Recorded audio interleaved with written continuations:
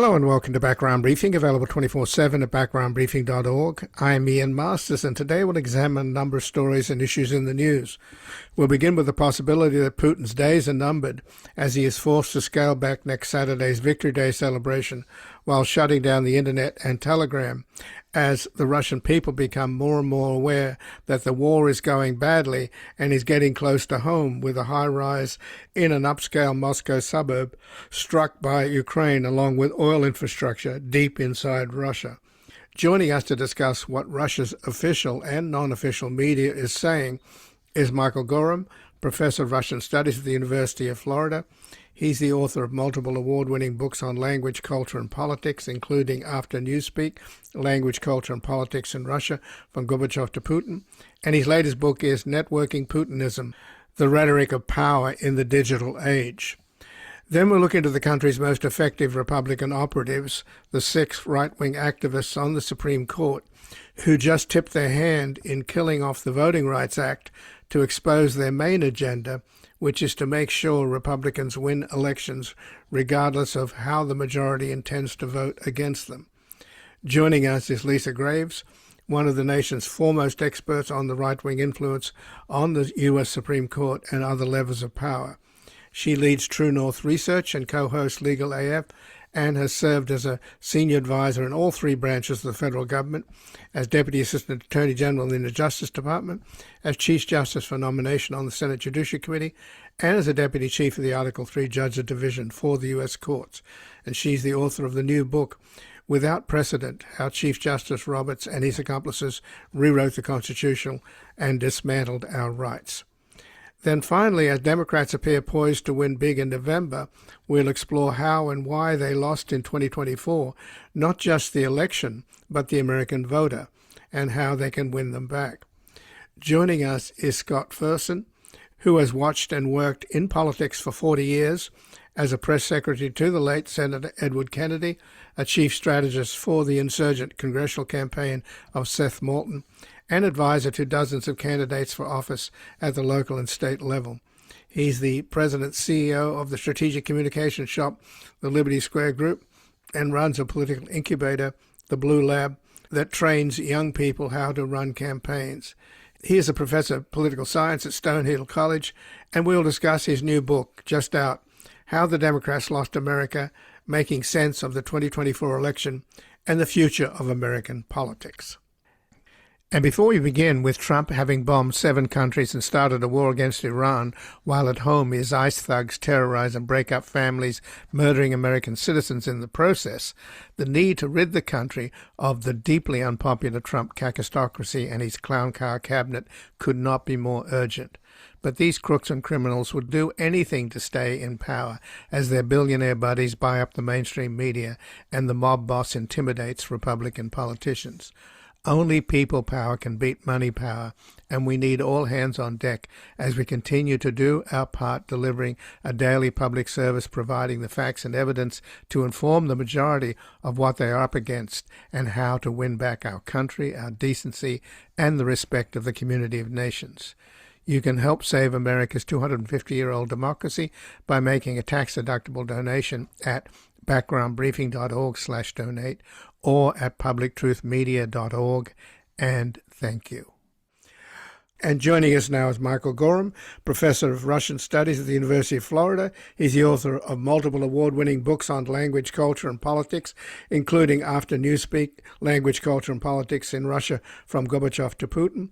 And his latest book is Networking Putinism, The Rhetoric of Power in the Digital Age. Welcome to Background Briefing, Michael Gorham. Good to be with you. Well, thanks for joining us, and I obviously want to talk to you about the extent to which Putin may be in trouble at home. According to a leaked European intelligence report, there's quite a lot of concern that he's sort of increasingly paranoid and hunkering down in a bunker down in Krasnodar. But let's talk about the sort of ceasefire offers from both Ukraine and from Russia. Obviously, the big parade on May the 9th coming up, the annual Victory Day parade, is a big deal in Russia, and before that the Soviet Union. but it's very much scaled back this year. And Putin wants guarantees that the Ukrainians are not going to strike. So he's offered a 2-day ceasefire of the 8th and the 9th of May, whereas Zelensky has offered a 3 or 4-day ceasefire starting tomorrow, the 6th, going through the 9th. So how is this going to work out? They haven't agreed. They have unilateral ceasefires, but no agreement for a mutual ceasefire. So how's that going to work out? Yeah, it's being pitched as a ceasefire, but you have two, as you said, two sides coming up with very different proposals, and I think Zelensky has every reason not to give the appearance of being accommodating, and yet the idea that he would tell his soldiers to stop defending their territory so that Putin can host a victory parade on Red Square wouldn't go across that well with the domestic audience in Ukraine, and I don't think Zelensky himself would want to have anything to do with that. So, if the past is any indication, there will still be some degree of fighting on the front lines in eastern Ukraine. But I would doubt very much there will be any sort of effort to disrupt the parade in Moscow.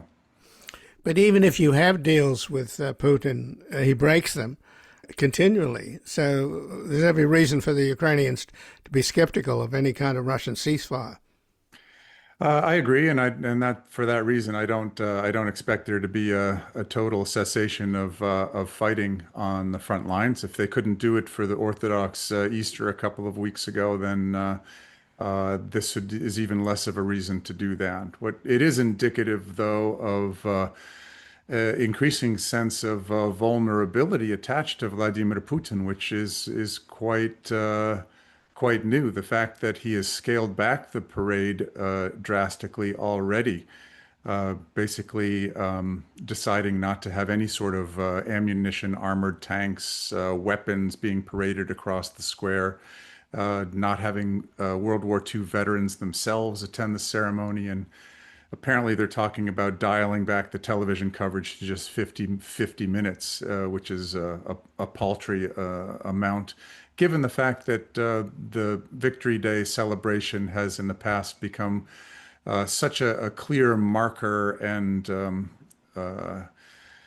symbol of the righteousness of the Russian campaign against neo-Nazis in Ukraine. It's a good indication that Putin, in fact, is feeling a bit concerned about the Ukraine's increasing ability to send drones, not just to borderline communities, but deep into the heart of Russia.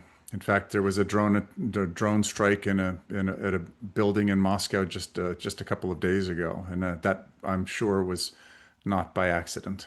Right, and that was the sort of swanky part of Moscow, the sort of the Bel Air of Moscow, if you will. So you follow the Russian media, Michael, both the official and the sort of underground.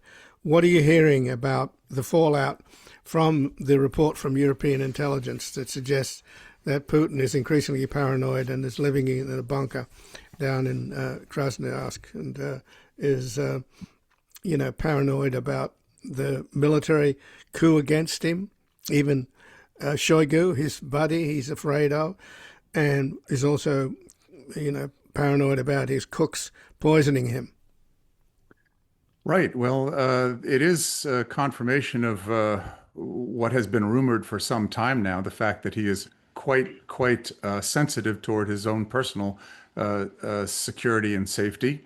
He's been surrounded by essentially his own Praetorian Guard for years now, and has, since COVID, had the habit of disappearing into his massive underground bunkers where he can subsist comfortably for weeks at a time. And so that isn't as new to people who have been following Russia and Putin in recent years. The second piece of information that has security apparatus who basically are calling the shots as far as Russian politics and the Russian economy go nowadays are fighting amongst themselves. That was another component of this leaked information, the fact that the General Chief of Staff Gerasimov was angry at the FSB, the successor to the KGB, for not protecting his generals. He's lost several of them to assassinations, and others have been wounded. And so apparently there was a kind of a blow up at a meeting that Putin was presiding over. That shows us that it's not all as well within the most powerful Kremlin tower, as we are prone to talk about. But the fact that the idea that there is a coup in the making, especially linked to the personality and person of Sergei Shoigu, is, I think, more along the lines of wishful thinking than based in any sort of reality. I'm not saying there are plenty of people who would like to see Putin disappear from the controls of power. But Shoigu, first of all, he's well protected. Secondly, Shoigu is an ex-minister of defense who has pretty much a window dressing position on the Security Council now, and has really doesn't have a center of power where he could consolidate enough buy-in to basically push Putin out of power. Plus, the two go back a long way. I mean, it was Shoigu who invited Putin to his camp in Siberia to bathe in the blood of a deer for a longevity sort of treatment. And historically, Putin is quite reticent to do anything to anger people who have been part of his inner circle. He's been pretty loyal to them in response to their loyalty to him. So I don't really see that happening. Whether the climate change is enough for some sort of group of people, probably largely from within the security apparatus, to mount an effort to coax him out of power. That may in fact happen, because the more and more there's a great sense of discontent among the Russian population. I mean, there are a combination of government incompetence along with some pretty bad natural disasters that have taken place above and beyond the war campaign, which is going backwards at the time, that have led to a much more pronounced sense of dissatisfaction among the greater population, which is projected even in the official polling data that's coming out over on Vladimir Putin's ratings. Well, the mill bloggers, which are the group of pro-war sanctioned characters that are the cheer squad for Putin's war, many of them are turned against him. And history indicates that when Russia loses a war, the regime also comes down. If you go back to 1905 or 1917 and more recently 1989. Yeah, that's one of the reasons why the platform for these mostly digitally based military correspondence is being largely tamed by the Putin administration. Their main platform is Telegram. Telegram has recently been banned in Russia. Everybody's now encouraged to go over to the state-controlled media platform called Max, which is technically far inferior, but a lot more under control of surveillance technologies controlled by the FSB. So they are a thorn in the side. They would like to see this campaign a lot more successful and more aggressive, but I don't see them mounting any sort of concerted campaigning that would threaten Putin's uh, position in the Kremlin. I mean, Yevgeny Prigozhin was a big fan of theirs back when he mounted his march on Moscow back in the summer of 2023. But the difference is he had his own media platform and a private military at his disposal. So that made him a significantly bigger threat. Right, but the war's not going well for Putin, and now the Ukrainians are sending their Flamingos cruise missiles deep into Russia, into Perm, for example, 900 miles from the border. Right. And they're doing a lot of damage to the oil infrastructure, even though Trump, as usual, bending over backwards to be nice to Putin, has gifted Putin taking away the sanctions that were on Russian exports of oil. You'd think that Russia would be enjoying a windfall, but it looks as if the Ukrainians are thwarting that by blowing up these oil terminals. Yeah, it's certainly not a long-term benefit in either case. Even if there are short-term gains financially for Moscow, both the Ukrainian attacks on ports and oil and energy infrastructure in places like Perm, and most recently in the coastal town of Tuapse, which is now it's a resort area with beaches covered in oil. This is making a big impact, and not just on the Russian economy, but in the eyes of the public. And that's the big difference now. If for the past 3 years or so, the public has been willing to turn an eye toward the less convenient truths about the war, now it's getting a lot harder to ignore them, especially when their internet access has also been curtailed significantly. Starting today, you can access the internet wirelessly anywhere in Moscow, Petersburg, or many of the other large cities, and that's quite an inconvenience for folks whose economy is largely digitally based, and they're accustomed to communicating through these platforms. So just in the last minute, just to speculate, if Putin is a victim of a coup, and there appears to be something brewing, will you end up with somebody worse or better?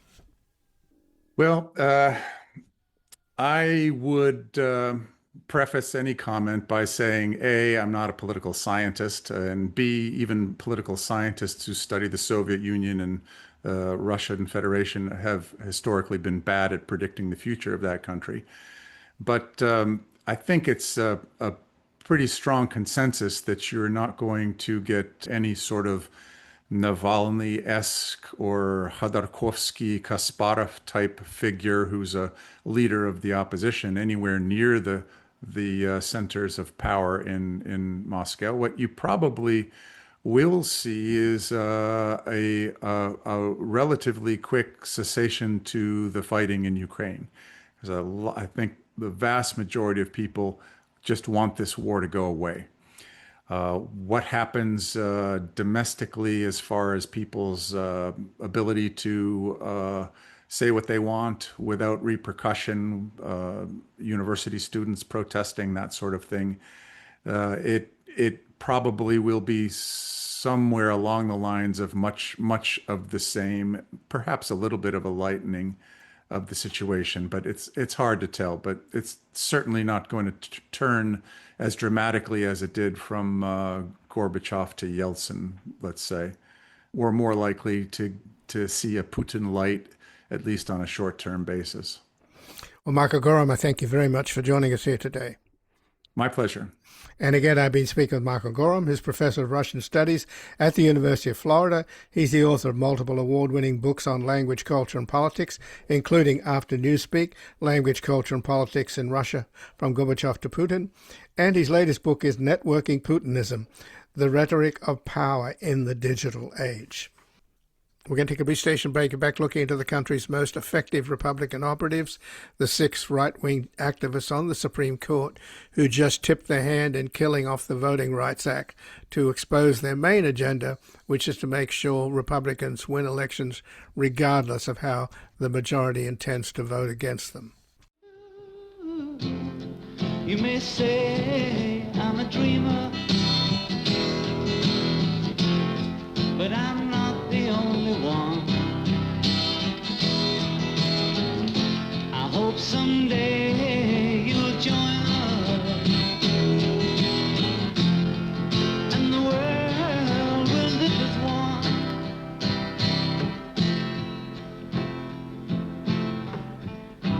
Imagine no possessions. Welcome back. I'm Ian Masters, and this is Background Briefing, available 24/7 at backgroundbriefing.org. And joining us now is Lisa Graves, one of the nation's foremost experts on the right-wing influence on the U.S. Supreme Court and other levers of power. She leads True North Research and co-hosts Legal AF, and has served as a senior advisor in all 3 branches of the federal government, as Deputy Assistant Attorney General in the Justice Department, as Chief Counsel for Nominations on the Senate Judiciary Committee, and as a Deputy Chief of the Article 3 Judges Division for the U.S. Courts.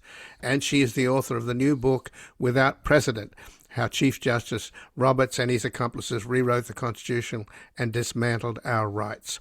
Welcome to Background Briefing, Lisa Graves. Always a joy to be on your show, Ian. Thank you so much for having me. Well, thanks for joining us. And I'm afraid it's not joyful news about what... No, that part isn't joyful. Yeah. Because for all of the lofty blather coming from Roberts and Alito and Thomas about them overturning or gutting Section 2 of the Voting Rights Act, for all of this sort of lofty legalese, the proof is in the pudding, because what has happened subsequent to their ruling in the South tells the real story. These legislatures in Louisiana and Mississippi and Alabama and across the South, they can't wait to get rid of all of the minority districts. So the Democrats, who are looking in good shape to win back the House in November, with the stroke of a pen, these political operatives in robes have basically struck down something like 14 black representatives on the Democratic side in the South, just taken their seats away with the stroke of a pen. That's what's happening, isn't it? Well, it really is extraordinary and outrageous what this Roberts Court is allowing to happen, and that was certainly the intent of this ruling, is to basically resegregate the legislatures and legislative representatives from the South, to allow white legislatures to redraw the lines, to basically bleach out black representation in Congress from those southern states, as well as in the state legislatures and in other elected bodies. This is a return to the post Civil War period, where the effort to expand and protect voting rights was stalled and set aside in favor of the Jim Crow agenda of the white power base. And that's what's happening in the South. This is an outrageous decision, in part because it was a completely unnecessary decision. These districts that have protected against the dilution of the black vote have been part of our modern representative history in the United States since the Voting Rights Act was adopted in 1965. And now this arrogant right-wing court, this Roberts Court, that is acting like a political lever to favor the Republican Party at every turn possible, has acted in ways that have decimated the Voting Rights Act, and not just in the South, but that gives Donald Trump basically a loaded weapon, which he's already using to direct the Justice Department to assail other districts that protect minority representation, including in California and other states. So the point I want to make is that it's so obvious the minute that they make this ruling, the legislatures, the white governors in these southern states could move right away to disenfranchise black voters. Yes. And, Yes. and the Supreme Court is talking about all this sort of wonderful legalese and how we've moved on, and that's what Robert said after he got a Section 5 of the Voting Rights Act. Oh, it no longer applies. We've evolved. We're no longer, the racist South. We're no longer Jim Crow. And here they are bringing back Jim Crow. 33% of Louisiana is black. They had one black representative out of 6, right?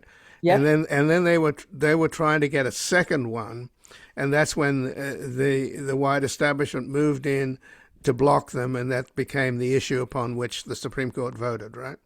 Well, that's right. And when you look back at that Shelby decision, the Voting Rights Act decision that John Roberts wrote over a decade ago, we saw a similar thing immediately upon the issuance of that edict. Suddenly, these states were enacting limits, restrictions on voting rights. And we've seen hundreds of such bills introduced, particularly in the southern states that would have been governed by the Voting Rights Act provisions to get pre-clearance, to get pre-approval of the Justice Department before they changed the rules to make it harder for people to vote, in particular to make it harder for Black Americans to vote and have their votes be counted and be meaningful.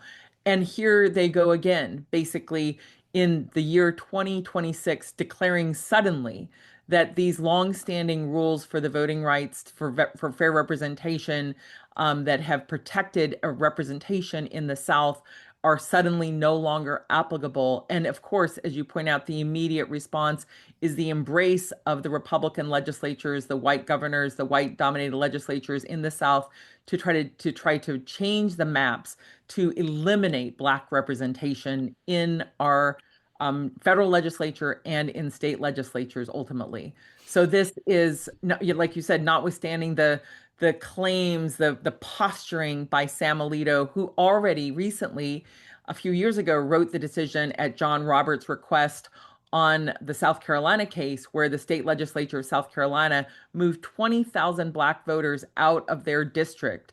And he allowed that, claiming that they could do that sort of racial bleaching out as long as the goal was partisanship. And so they know exactly what they're doing. These are politicians in robes. These are people who are, I think, misusing and abusing the power of the Supreme Court in order to enact a very partisan agenda to aid the party that put them onto that court, and to do so in a way that is reckless and disregards the sacrifices that tens of thousands, millions of Americans made as part of the civil rights movement, and in fact, as part of the Civil War, to secure equal rights for Black Americans in this country and to protect against this sort of racial segregation of our legislative representation. So let's focus on the reality that this 6-3 majority of ultra-conservatives, all of whom seem to be in the thrall of oligarchs, hanging out with them, getting little kickbacks and gifts and like a motorhome, etc. That's who they appear to represent. But they, at the same time, they are really the most skillful Republican operators, because it seems to me that their real agenda is that they are determined to make the Republican Party competitive in spite of the demographic changes in the country. And they will move heaven and earth to make sure that the Republicans are competitive, because at this moment when they are so unpopular and Trump is so unpopular and that they're facing the prospect of losing the House and possibly the Senate, they step in. And how many seats do you think they cost the Democrats in the South, with all the Black legislators now being erased? Well, it certainly, to me, appears to be at least a dozen, and the effects are probably going to be greater than that over time, especially if the Justice Department acts at Trump's whims and caprice and tries to go after representation in other states to try to prevent there from being representation, basically, of minorities in our federal legislature and beyond. And I think that what you see is a hyper-partisan court. These people were chosen not to be fair. They were chosen in order to advance this long-term Republican agenda. None of them were held to the no more suitors, mantra that the Federal Society that Leonard Leo has helped helm for years with his billionaire supporters, were articulating against anyone who was going to be fair and follow precedent. That those weren't the calls against Roberts or Alito. In fact, they were embraced because they were sought to be, ringers, people who would advance Republican agenda. And that's precisely what they're using the court to do. And as you point out, it comes at a moment when so many Americans are so disgusted with this administration, with its extremism, with its overreach, with its devastating impact on the real economy for ordinary people, with its assault on our rights, its recklessness in terms of the spending, the graft, the self-dealing, the pardons that seem to be for sale for helping people who helped Trump's campaign or his family or the like. This Republican Party is facing a reckoning from the voters if only the voters have the fair maps and their votes are allowed to be cast and are allowed to be counted. And it seems as though, and I think it is the case, that this Roberts Court is determined to put not just its thumb on the scale of justice, but its fist on the scales of our elections to try to swing the election to protect Trump. And this is from a court that already invented immunity from criminal prosecution for Donald Trump, which not only effectively pardoned him, but swept him back into power. So this is basically a reckless MAGA court that really is not even acting like a court. It's acting like an arm of the Republican Party. So what's happening with the three women in dissent? They must be driving them crazy, right? I mean, the dissents have been so compelling. Everyone should read them. If you don't, have a chance to read everything that's happening in our country, in our legal world, you should read those dissents because they really set out what's happening. You have a Civil Rights Act and a Voting Rights Act of 1965 that was a long fought battle to overcome Jim Crow, and the effect of the Voting Rights Act of 1965 was to see a surge in representation for Black Americans in this country and for Brown Americans in this country. And what this court is poised to do is basically to have a sort of a neo-Confederate regime that re-enthralls or reinstalls white domination, and not just domination, the ability of white legislatures and white governors to exclude Black Americans just by very clever computer-driven map drawing like we saw in South Carolina and we're about to see in Louisiana, even as people are casting their votes under maps that were already allowed. And this comes after this Roberts Court allowed maps that were in violation of the Voting Rights Act. For example, in Alabama in 2022, in those midterms, they allowed those maps to go forward, saying that they didn't want to interfere in a future election that was nearby. And so they allowed basically a Republican map that was in violation of the Voting Rights Act to go forward, which sent a signal to other states as well, which meant that the Republicans took over Congress in 2022, coming into that 2023 term, in the middle of Joe Biden's term, in a way that really stalled his efforts to move a progressive or democratic agenda. So you see this court playing games with our elections in order to favor Republicans over and over again. So what can we do? I mean, obviously, our audience is probably just depressed as hell as I am, and I'm sure you are, by this usurpation of power. And we know that the plutocratic establishment, at least the right-wing plutocratic establishment, not that there's much of a left-wing plutocratic establishment, they figured this out a long time ago, that they couldn't sell their horrible ideas through the legislative branch. So they targeted the Supreme Court through Leonard Leo and his money coming from the billionaires. And they figured out that this is the way you can change America and get around democracy and impose the will of the oligarchs and the reactionaries and the racists. And that's what they've done. And I don't want to leave our audience feeling helpless because, there is this massive move underway to protect American democracy, to get rid of Trump. And, he's now got himself in a war that will bring him down. It's already bringing America down around the world. The whole world hates us because of these fools, what they've done in the Persian Gulf. So what's the recourse here, Lisa? Well, in my day job, I will tell you, I help lead court accountability. It is devoted to reforming the court, to basically making sure that we have a court that is not so arrogant, is not filled with these partisan apparatchiks who are abusing the law and rewriting the law to destroy our rights.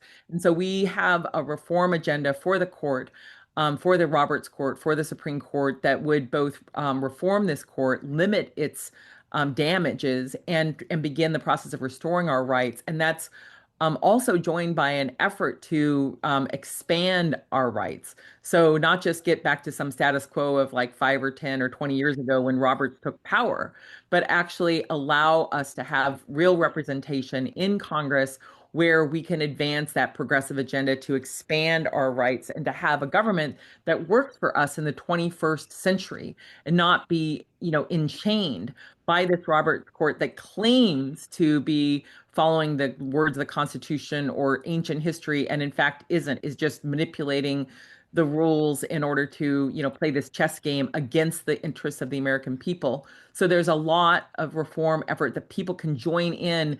We need to build these reforms over the next, 1, 2, 3 years in order to accomplish them when we have a legislature and a president who will sign them into law. It's vital that we embrace these sorts of reforms, because if we do not reform this court, it will continue to dismantle and destroy our rights until it is stopped, until it is reformed.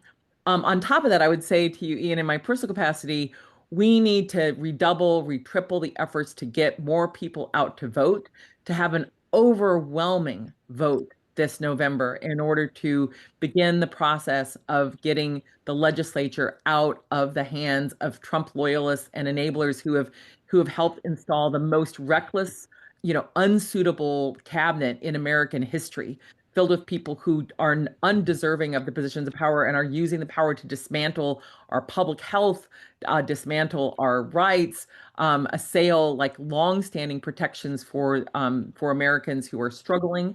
And so we have a lot of work to do. We cannot give up. Hope is not just a decision. It is an act of resistance. And what they want to do, what this sort of chess maneuver by this Roberts Court is designed to do, is to make us feel hopeless. And we have to remember that we can change things. We can change this. And in fact, we must. Well, Lisa Graves, I thank you very much for joining us here today. Thank you so much, Ian. Thanks for having me on. And again, I've been speaking with Lisa Graves, who's one of the nation's foremost experts on the right-wing influence on the U.S. Supreme Court and other levers of power. She leads True North Research and co-hosts Legal AF, and has served as a senior advisor in all 3 branches of the federal government, as Deputy Assistant Attorney General in the Justice Department, as Chief Counsel for Nominations on the Senate Judiciary Committee, and as a Deputy Chief of the Article 3 Judges Division of the U.S. Courts. And she's the author of the new book, Without Precedent, How Chief Justice John Roberts and his accomplices rewrote the Constitution and dismantled our rights. We're going to take a brief station break and back looking into why the Democrats lost in 2024, not just the election, but the American voter, and how they can win them back. Where am I going? What am I doing? I don't know. I don't know. Just try to do your very best. Stand up, be counted with all the rest. 'Cause everybody knows about Mississippi. God damn. I bet you thought I was kidding, didn't you? Picket lines, school boycotts. They try to say it's a communist plot.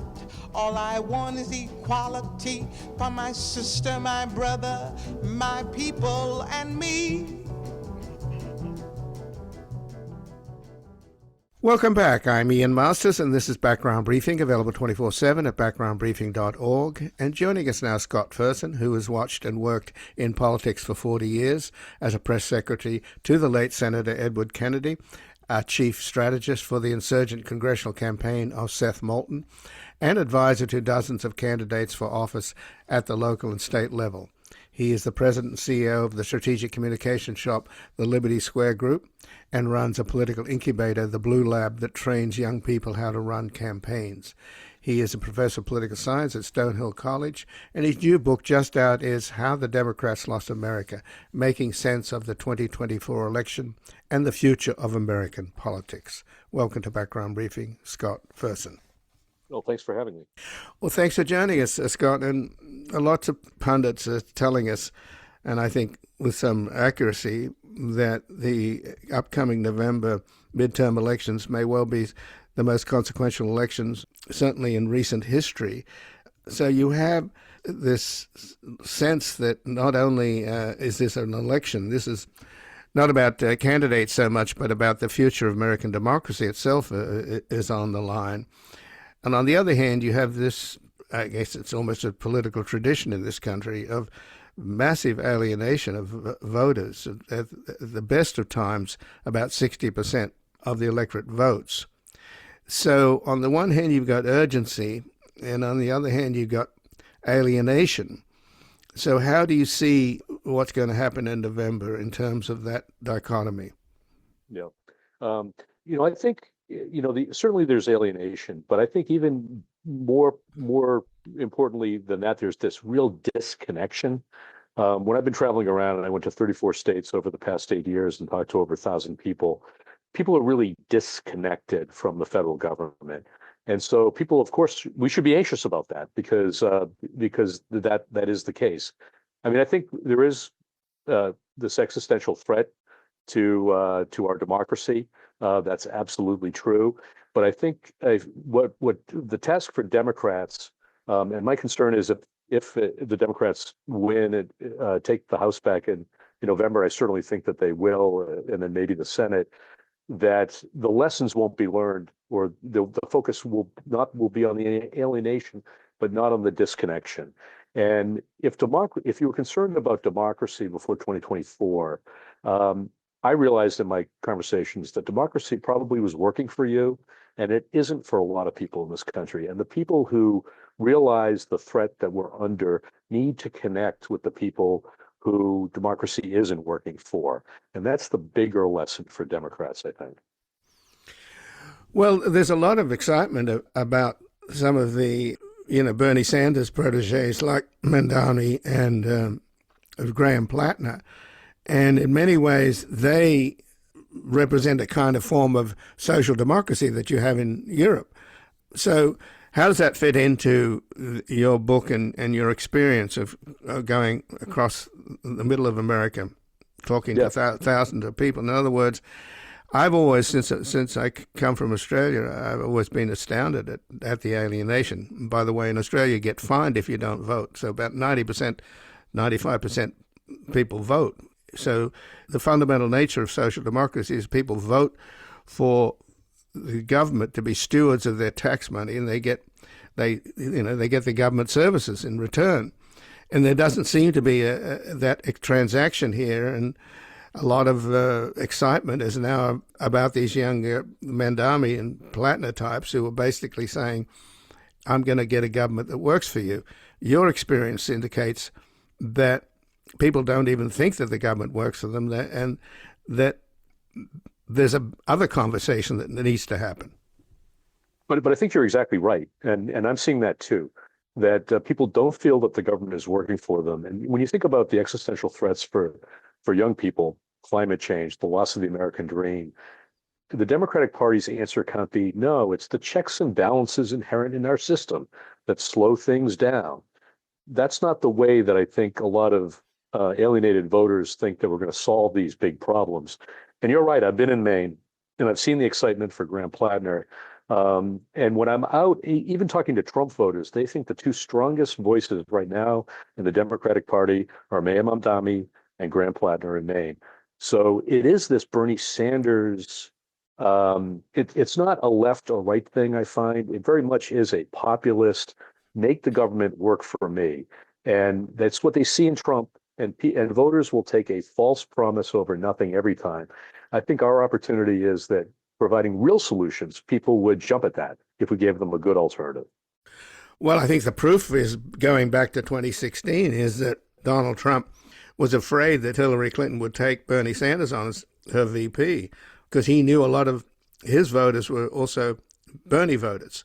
So there's a confluence, isn't there, Scott, between left-wing populism and right-wing populism?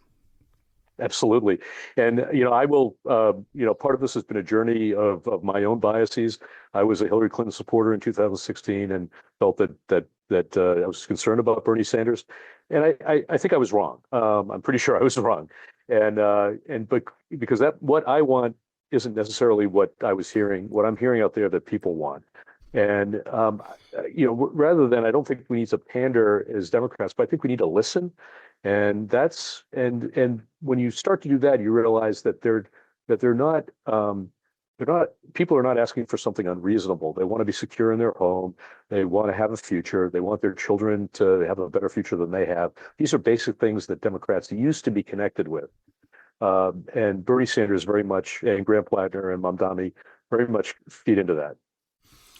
So how do you reinvent that if that's the right way to express it?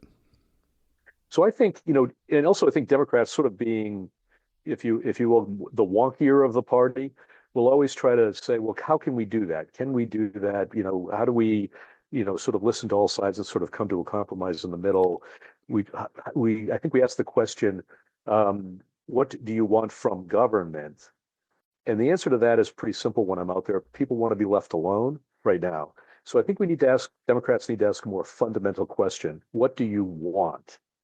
And Donald Trump has been listening to what people want and providing them an answer. He doesn't actually provide solutions. He doesn't help in any material way, but he at least addresses that. And I think Democrats fundamentally could start to answer that question. And what people want is, again, housing, not to be one paycheck away from bankruptcy, basic things.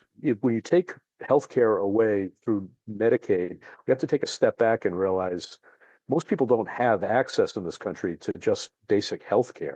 So it's hard to, they don't notice it if you take something away that they don't have access to now anyway.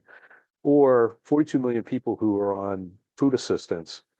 I think we need to take a step back and say, how can we live in the richest country in the history of the world and 42 million people need food assistance? We need to address that problem. And that's what people are really feeling out there.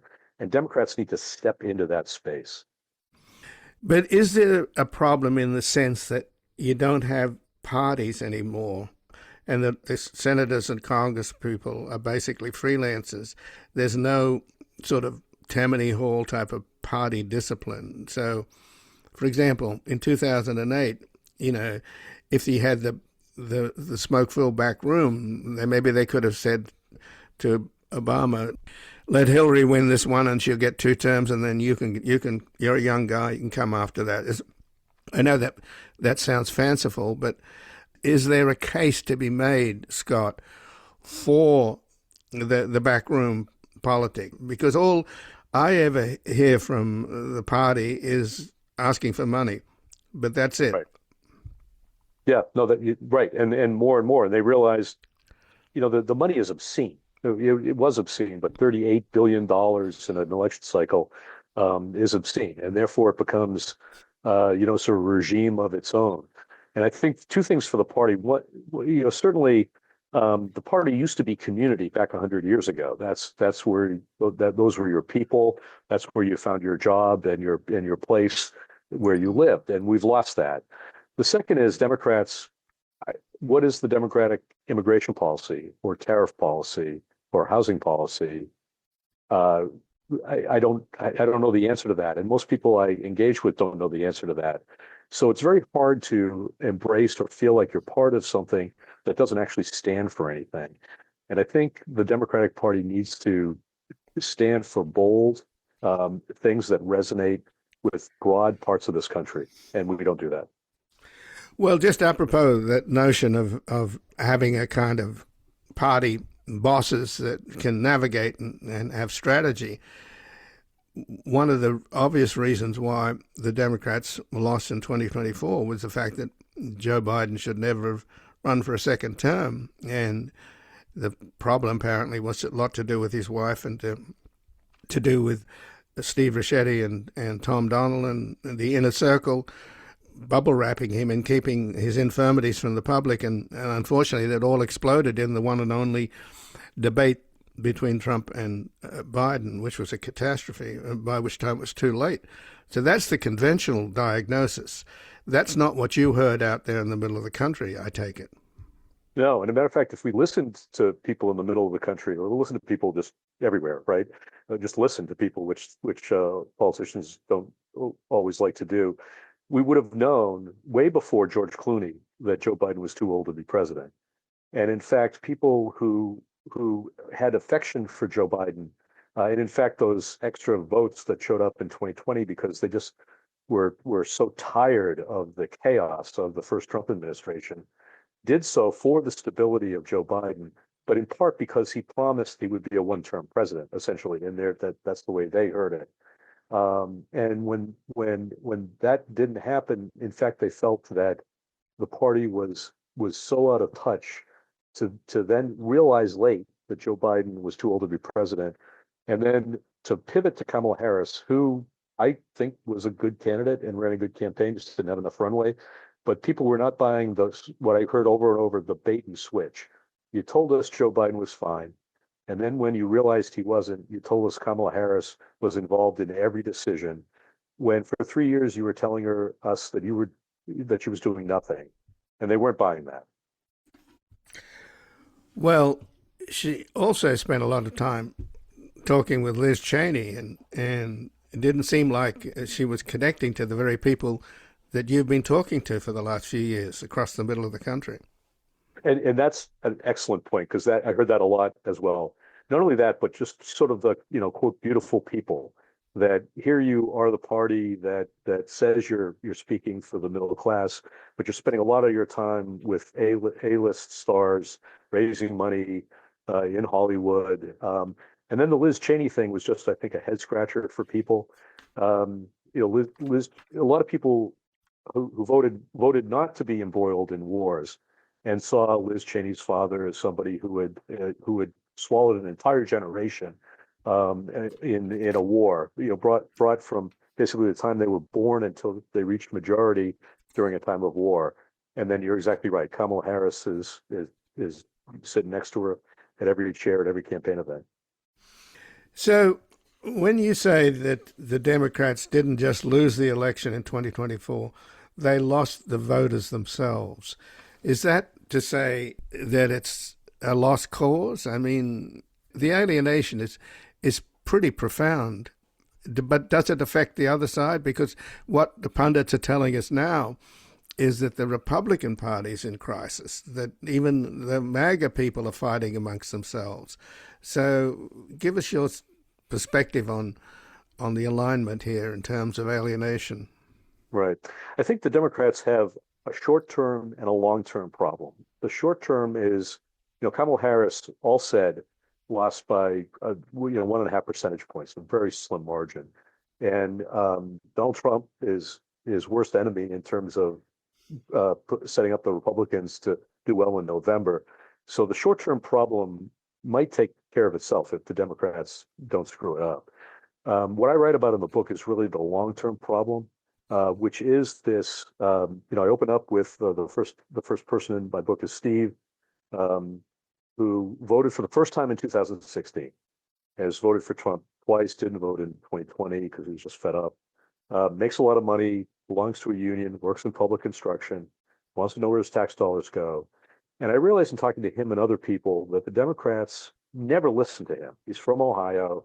It's not a state the Democrats are paying attention to. They haven't been. And so we've ignored him.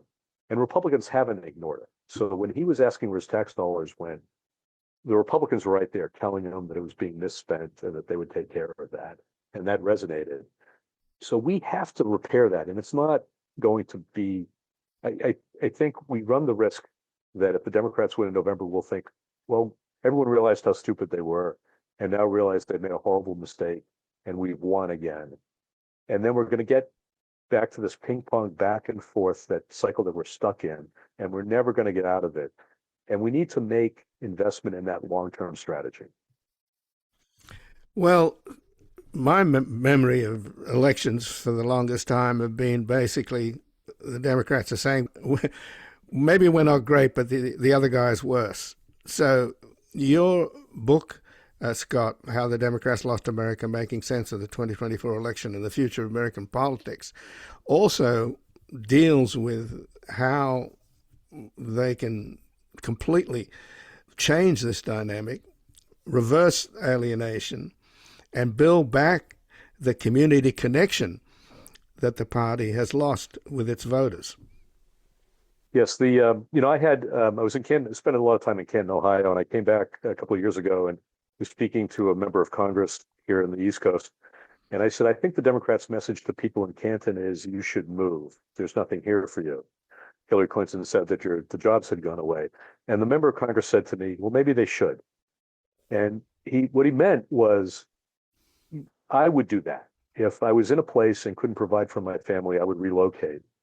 And I think that's the Democratic mentality. And that comes through loud and clear. NAFTA did make, the global economy, raised up countries in the global economy and was wildly successful. But not if you were in one of the places that was hollowed out in this country to get to that place.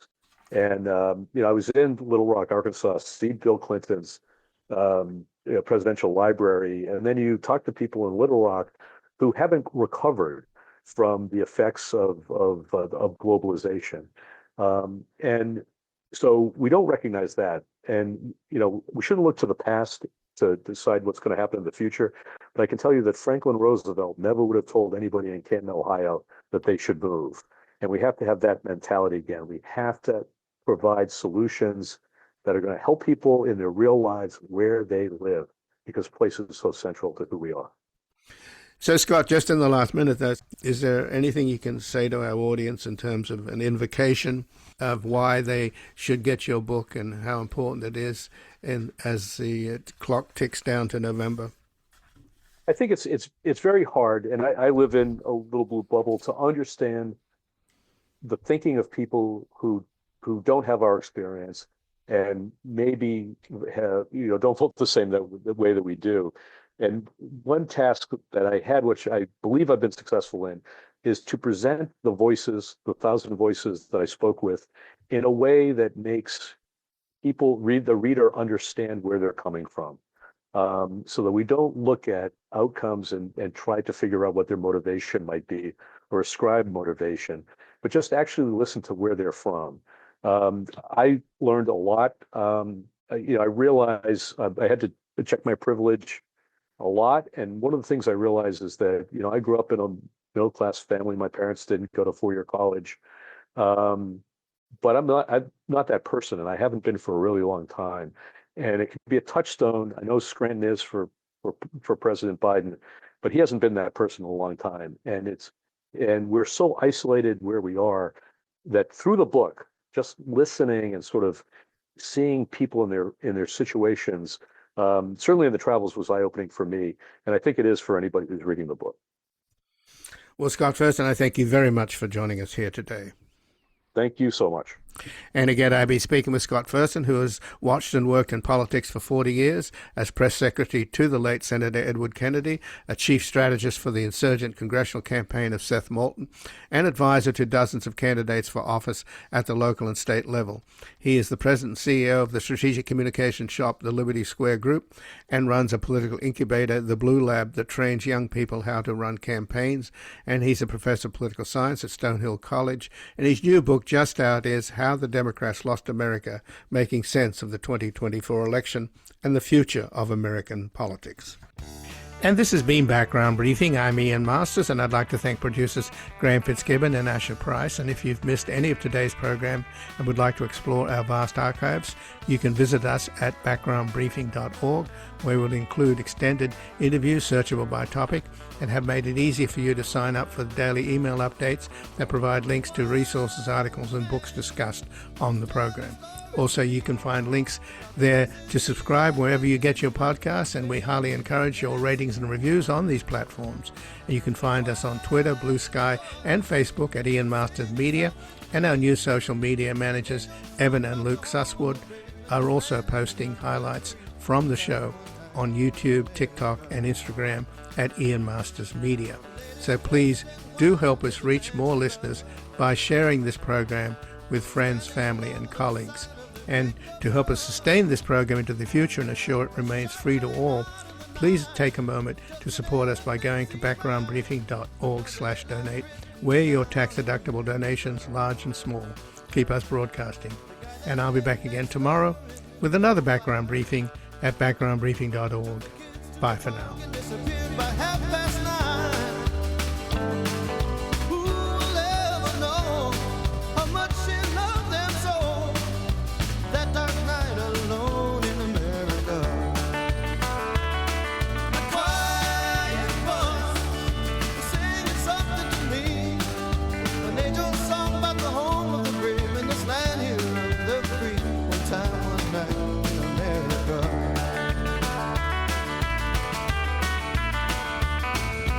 Four small boys playing ball in the parking lot. A preacher, a teacher, and the other became a cop. A car skidded into the rain, making the last little one to say, one more light goes out in the